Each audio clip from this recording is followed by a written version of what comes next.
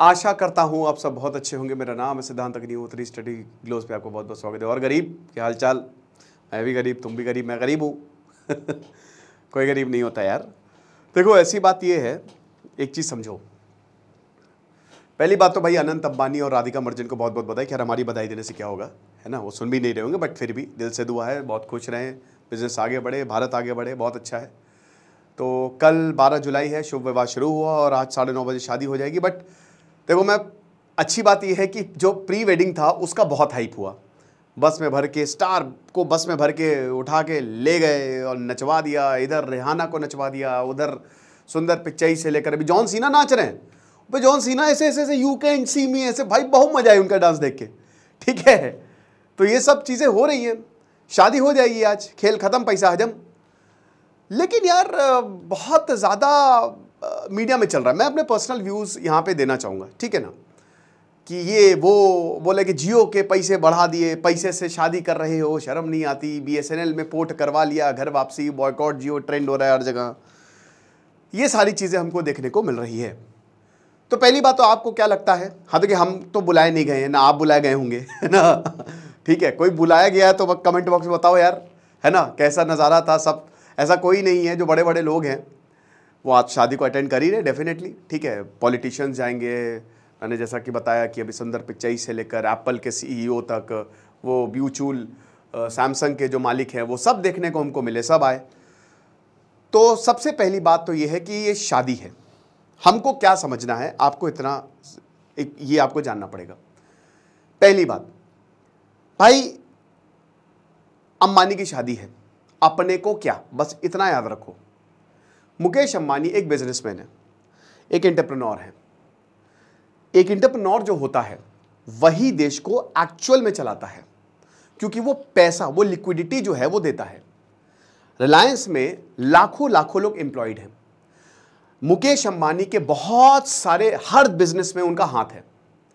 आप विश्वास नहीं करोगे, बट आपने बचपन में या अभी भी जब आप पिक्चरें देखते होंगे तो कहते हैं ना कि अब हमको अपने ये जो कारोबार है, हमारे बिजनेस रिश्ते हैं, लेकिन अब हम इसको एक काम करते हैं कि पर्सनल रिश्ते में अब हम लोग समधी बन जाते हैं। वक्त आ गया है कि अब हम लोग अपने इस प्रोफेशनल रिश्ते को पर्सनल रिश्ते में बदल दें। देखा होगा आपने। तो ये कहना बिल्कुल गलत नहीं है कि अब जैसे राधिका मर्चेंट भी अगर बात करो, यहां तो दोनों बिजनेस परिवार से आते हैं, तो कई बार शादियां बिजनेस डील की तरह भी होती हैं। कार्ल मार्क्स कहते थे ना, all the workers of the world unite, जितने भी बड़े लोग हैं ये तुम्हारा काट रहे हैं। और इसीलिए कार्ल मार्क्स ने बोला था कि शादी भी कॉन्ट्रैक्ट ही है, अगर देखो तो कॉन्ट्रैक्ट है ना, जन्म जन्म के साथ माई फुट, कुछ नहीं भाई, जहां पैसा वहीं जाता। और सही बात भी है। तुम किस हिसाब से बोलते हो लौंडे लोग कि हम शादी करेंगे? पहले कुछ बन तो जाओ, क्यों लड़की तुमको छोड़ के ना जाए? तो मुझे एक कारण बताओ, है ना, बाल बड़ी बड़ी बातें, बड़ा पाव खाते, पहले उस लायक बनो, कमाओ। हाँ, कमाना पड़ेगा भाई, उस लायक बनना पड़ेगा। और लड़कियों से भी मैं यही बोलना चाहूंगा, तो ऐसा कोई वो दिक्कत नहीं है। ठीक है, तो कार्ल मार्क्स ने बोला कि शादी एक कॉन्ट्रैक्ट है, जो कि सच में है। कहीं ना कहीं वो रिश्ता खत्म, पहले के ज़माने के नॉर्म्स को मैं बहुत ज़्यादा महत्व देता हूँ। जिस तरीके से उन्होंने एक सिस्टम बनाया था वो बहुत सही बनाया था। बाल विवाह नहीं, ठीक है, बाल विवाह को बिल्कुल भी मैं तवज्जो नहीं देता हूँ, लेकिन जो सिस्टम था एक प्रॉपर, ठीक है। लेकिन आज तो लगता ही शादी एक कॉन्ट्रैक्ट है। और देखिए, शादी जैसे अभी उन्होंने बोला था, वो कौन, क्या नाम है, नवाजुद्दीन सिद्दीकी का भी बड़ा वायरल हो कि शादी करनी क्यों। भाई ओशो कहते थे कि भाई प्यार सबसे इंपॉर्टेंट होता है। शादी तो एक सामाजिक ठप्पा है कि हाँ भाई आप दोनों साथ में रहोगे ज़िंदगी भर, लेकिन प्यार एक यूनिवर्सल चीज़ है इस दुनिया में। खैर मैं कहाँ से कहाँ आ गया, उसको छोड़े फिलॉसफी को। लेकिन मैं कहने का मतलब मेरा ये था कि बिजनेस परिवार एक दूसरे में शादी करते हैं ताकि उसका और बिजनेस बढ़े। अब अगर अंबानी एक तो लोगों को ये सबको बुला रहे, भाई वो क्यों ना बुलाएं? आप मुझे बताओ, क्या आपको पता है कि जो रिहाना है उनकी कंपनी में इंटरेस्ट है अंबानी का, उनका कौन सा ब्रांड है, उसके कुछ परसेंटेज आज उनके पास है। ऐसे ही एप्पल की अगर बात करें तो उसमें भी इन्वेस्टमेंट है। जितने भी अंबानी की शादी में आए हैं उनका एक बिजनेस एंगल है। मैं यकीन से कहता हूं, जितने लोग क्रिटिसाइज कर रहे हैं उनको अगर न्योता आया होता ना, 1 सेकंड नहीं लगता उनको जाने में। आधे लोग तो इसलिए गुस्से में है कि भाई हमको क्यों नहीं बुलाया। वो लोग कहीं ना कहीं जलन कि भाई ये लोग जा रहे हैं। तो भाई आपको ये समझना पड़ेगा कि वो अंबानी है, वो उनका पर्सनल मैटर है, और जिसको भी वो बुला रहे हैं उससे उनका बिजनेस ही बढ़ेगा। ठीक है, और जो अंबानी हैं उन्होंने मतलब हर एक बिजनेस में उनका हाथ है, हर एक बिजनेस में उनका हाथ है, तो एम्प्लॉयमेंट जनरेशन में उनका बहुत बड़ा हाथ है, कोई बोल नहीं सकता।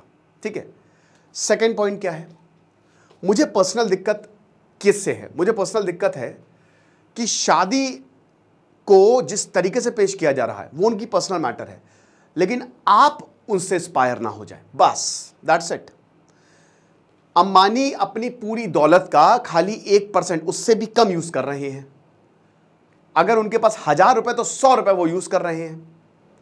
उनके पास पैसे की कमी नहीं तो पैसा लुटा रहे हैं, इसमें किसी को कोई प्रॉब्लम नहीं होनी चाहिए, ये उनका पर्सनल मैटर है। लेकिन प्रॉब्लम क्या है? प्रॉब्लम यह है कि आम इंसान अपनी शादी में 50 से 60% खर्च कर देता है, ये बेवकूफ़ी है। अब ये सब शादियां जो हैं ये क्या बनती है, ये एक तरीके से वो बन जाती है, इंस्पिरेशन बन जाती है बाद में कि हमको तो ऐसे ही कुर्ता, हमको तो ऐसी ही शादी करवानी है। शादी मुझे लगता है, देखो क्या होता है ना कि आप शादी को लगता है कि इंसानों को लगता है कि भाई शादी एक ही बार होगी, ऐसा इवेंट एक बार होगा। आप अपने आप को उस काबिल बना लो ना कि इस तरीके के इवेंट, मतलब शादी वाला नहीं लेकिन बाकी जैसे आप हमेशा लाइमलाइट में रहो, इतना काबिल बना लो अपने आप को। तो भाई यहाँ पे जो लोग हैं, शादी का मार्केट सबसे खतरनाक है और शादी में बहुत फालतू एक्सपेंस होता है। आपको क्या करना है, शादी सिंपल से सिंपल रखो, दैट्स इट। मेरा एक दोस्त है, मैं अब वो बोल रहा था, मैंने कहा कि भाई उसके पास इतना पैसा नहीं था, मैंने कहा भाई शादी आराम से करो। नहीं, कर्ज लेके शादी करते हैं, मैक्सिमम लोग कर्ज लेके शादी करते हैं, शादी के लिए लोन लेते, क्यों लेना है भाई? तो बात इतनी सी है कि भाई जो शादी है उसको आप कर लो। जैसे अब मैंने जो एंगेजमेंट की थी मैंने घर में ही कर ली थी जाके, है ना, कोई पार्टी नहीं, कुछ नहीं। तो अगर आपके पास है तो आप करो, नो डाउट। लेकिन इसमें नीतीश कुमार से मुझे लगता है कि लोगों को इंस्पिरेशन लेनी चाहिए, यामी गौतम से इंस्पिरेशन लेनी चाहिए। कितने सेलिब्रिटीज़ हैं, उन्होंने शादी बहुत ही शांत तरीके से की है। अब मैं ये नहीं कह रहा, अगर आपके पास इतना पैसा, आप शादी करो, खूब अच्छे से करो, बहुत बढ़िया तरीके से करो। लेकिन अगर आपके पास पैसा नहीं है, अगर आप लोन ले रहे हो शादी के लिए, तो वो एक डेंजरस थिंग है ना। वो एक ऐसा इन्वेस्टमेंट है जो कभी वापस नहीं आना है, वो एक लॉस एसेट है, मतलब एसेट क्या ही बोले। तो ये चीज़ आपको समझनी है। बैक टू अंबानीज, भाई अंबानी सबको बुला रहा है, बुलाने दो। हाँ, एक चीज़ मुझे सही नहीं लगी कि अब अंबानी की शादी में ट्रैफिक डाइवर्ट है 12 से 14 जुलाई को। हालांकि इसका एक रीज़न ये दिया जा सकता है क्योंकि भाई बहुत इंपॉर्टेंट लोग आ रहे हैं।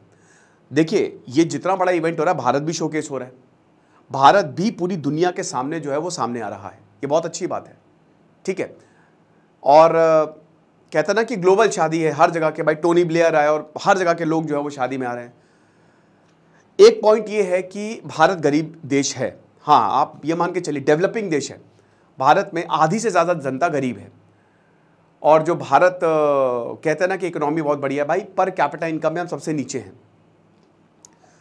तो ये सरकार की दिक्कत है ना, ये किसी पर्सनल इंसान की दिक्कत नहीं है। मैंने क्या बताया, जैसे स्टडी ग्लोज आगे बढ़ेगा तो जैसे जैसे हम आगे बढ़ेंगे आपको नौकरी देंगे, आपको एम्प्लॉयमेंट देंगे। रिलायंस भी आगे बढ़ा है, बहुत स्टोर बनाए हैं उन्होंने, फैक्ट्रीज बनाई हैं, मैनी थिंग्स, तो एम्प्लॉयमेंट जनरेट किया है उन्होंने। बड़े एंटरप्रेन्योर्स को कहते हैं ना कि जो बड़े टाइकून्स है, बिजनेस टाइकून्स, उनको हम डूबने नहीं दे सकते क्योंकि इससे इकोनॉमी डूबती है। हाँ, सरकार से ज़रूर शिकायत है, सरकार को ध्यान देना पड़ेगा, गंभीर मुद्दों पे ध्यान देना पड़ेगा। गंभीर मुद्दे जैसे पेपर लीक हो गए, इंफ्रास्ट्रक्चर डेवलपमेंट हो गया, अभी आईएएस का इशू हुआ, आपने देखा पूजा खेटकर वाला, और गरीबी को कैसे हटाएं, स्किल डेवलपमेंट हुआ, इन सब पे ध्यान देना पड़ेगा। ठीक है, अगला मीडिया का रोल। देखिए, आप ये क्यों देख रहे हो, क्योंकि हर मीडिया वाला इसको कवर कर रहा है, हर कोई अंबानी की वेडिंग को दिखा रहा है, एवरीवन। तो इसमें गलती किसकी है? अगर आप डीप डाउन जाके देखो तो इसमें अंबानी की कोई गलती ही नहीं है। इसमें गलती किसकी है? इसमें गलती है मीडिया की, है ना। भाई जिसके पास जो है वो अपना दिखाएगा ही दिखाएगा, शादी हर कोई दिखाना चाहता है, यही तो एक दिक्कत की बात है ना।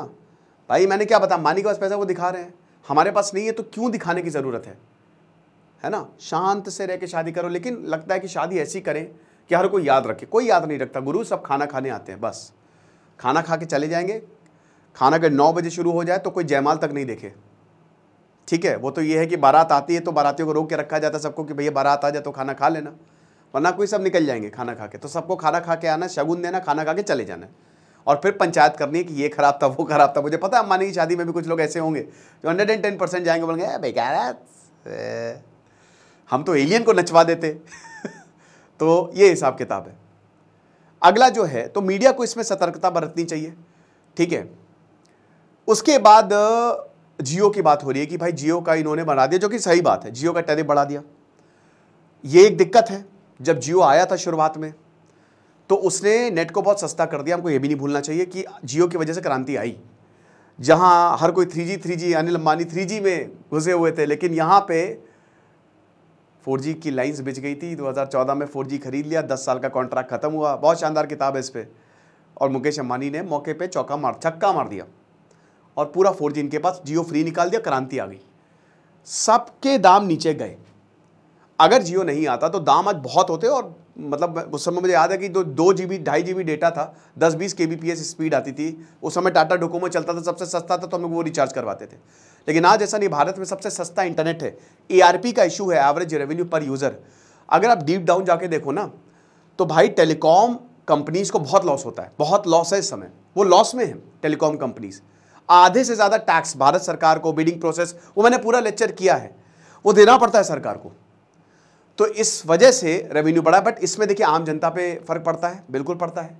आम जनता भाई देखिए, जो लोग हैं वो नहीं, क्योंकि अभी हमारा यही प्रोजेक्ट होना चाहिए कि पूरे भारत को इंटरनेट दें। लेकिन अगर आप प्राइस बढ़ाएंगे तो मुश्किल होगी। अब लोग सस्ते अल्टरनेटिव की तरफ जाएंगे। टेलीकॉम एक बहुत, मतलब वही बता रहा कि सरकार को इस पर बहुत ज़्यादा ध्यान देना चाहिए, रेगुलेशन कम करना चाहिए। एयरसेल बंद हो गई, आइडिया और वोडाफोन की हालत बहुत खराब है। इस समय खाली डुओपोली चल रही है, एयरटेल और जियो, यही दोनों हैं जो सर्वाइव कर रहे हैं। BSNL अपने स्ट्रक्चरल लैप्स के कारण बंद हुई। BSNL में बहुत खामियां थे, हालांकि लोग BSNL की तरफ जा रहे हैं। बंद तो नहीं हुई, तो सरकारी कंपनी, मतलब कहने का मतलब है वो डाउन गई, ठीक है ना। तो जो बात हो रही है कि भाई जियो के तो नहीं भरवाओ, सिंपल सी बात है। लेकिन इसमें ये एक प्रॉब्लम है कि फिर हर कोई रेवेन्यू जो बढ़ा देगा। तो अगर आप दोनों साइड से देखो, एक तरफ टेलीकॉम कंपनी को लॉस है, दूसरी तरफ प्राइस बढ़ रहे हैं। अब यहां पे ये बोला जा सकता है कि भाई अंबानी इतने अमीर हैं, इतना पैसा है, तो क्या थोड़ा लॉस नहीं झेल सकते आम लोगों के लिए? बिल्कुल वाजिब सवाल है भाई।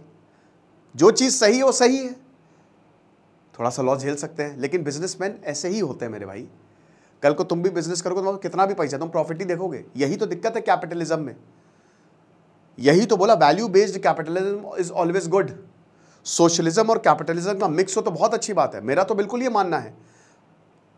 आप क्रिकेट प्लेयर्स के, सबसे पहले क्रिकेट प्लेयर्स के ऊपर सवाल उठाओ। मैंने तो क्रिकेट अभी, क्योंकि वो बचपन से प्यार है तो देखते हैं हम लोग।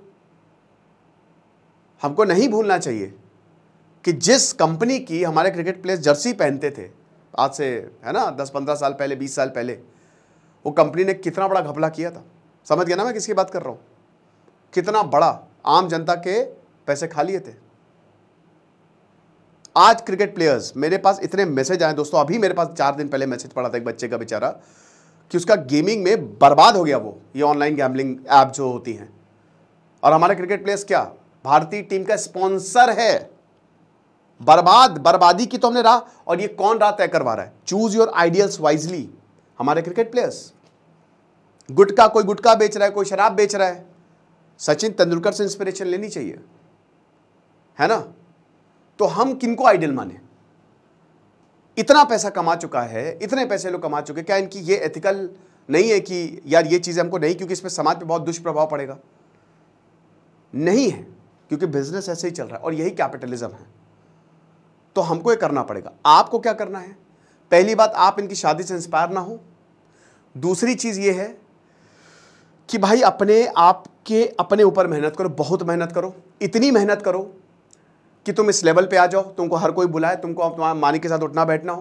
मैंने बताया ना कि देखिए, जो आज गरियार हैं, कल उनको अगर मुकेश अंबानी एक अपॉर्चुनिटी देना, वो 1 सेकंड नहीं सोचेंगे, 1 सेकंड तुरंत भागेंगे। उनको शादी में बुलाया जाता, तुरंत भागते। क्यों? पता है क्यों? शादी में इतना अच्छा मौका है कि आप दुनिया की सारी बड़ी कंपनीज के CEO से मिल लेते, कोई बिजनेस आइडिया तुरंत उनको पिच करते, वहीं पे इन्वेस्टमेंट हो जाती। समझ रहे हो गुरु? तो इसमें कोई ऐसी बात नहीं है जिस तरीके से थोड़ा सा नेगेटिव चल रहा है कि, तो भाई नहीं देखो, आप नहीं देखने की जरूरत है। मीडिया को भी नहीं कवर, ठीक है शादी है, हो जाने दीजिए। मीडिया भी कुछ ज़्यादा ही कवर कर रहा है इसको, बहुत ज़्यादा लाइमलाइट दे रहा है ना। तो ये मेरा पर्सनल मानना है। आपको क्या लगता है? आप मुझे कमेंट बॉक्स में ज़रूर बताएं, ठीक है। तो आपके लिए ये सीखना है, मतलब हर एक चीज़ से आप सीखिए कि आप बस अपने एम पे फोकस रखिए, और इसीलिए आप हमारा आंसर राइटिंग का कोर्स ज़रूर ज्वाइन करें, जो कि हमने सिर्फ और सिर्फ 600 रुपये का निकाला है। आपको बहुत ज़्यादा फायदा होगा। 85% यूपीएससी में आंसर राइटिंग पूछी जाती है, तो ज्वाइन दिस। बाकी ये मेरा पर्सनल मानना है, आपका अलग ओपिनियन हो सकता है। हम सबको अपना ओपिनियन रखने का, अपना मत रखने का अधिकार है, कोई दिक्कत नहीं है। खुश रहिए, पढ़ते रहिए। दिस इज सिद्धांत अग्निहोत्री, साइनिंग ऑफ।